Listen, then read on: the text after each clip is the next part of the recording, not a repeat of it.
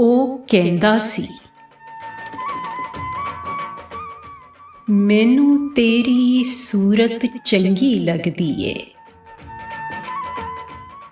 ਬੋਲੀ ਤੇਰੀ ਕੋਇਲ ਤੋਂ ਮਿੱਠੀ ਲੱਗਦੀ ਏ। ਮੁੰਦਰਾਂ ਪਾ ਕੇ ਲਾਲੀ ਪਾਊਡਰ ਲਾਨੀ ਏ, ਹੂਰਾਂ ਨੂੰ ਵੀ ਪਿੱਛੇ ਛੱਡ ਜਾਨੀ ਏ। ਮੈਂ ਤੇ ਸੋਹਣੀਏ ਰੱਜ ਕੇ ਤੈਨੂੰ ਤੱਕਦਾ ਵੀ ਨਹੀਂ, ਨਜ਼ਰ ਨਾ ਲੱਗ ਜਾਵੇ ਮੈਂ ਤੇ ਦੱਸਦਾ ਵੀ ਨਹੀਂ। ਰੋਜ਼ ਦਿਹਾੜੀ ਸੁਪਨੇ ਦੇ ਵਿੱਚ ਆਨੀ ਏ, ਹੱਸਦੀ ਚੁੰਨੀ ਨੂੰ ਸਰਕਾਨੀ ਏ।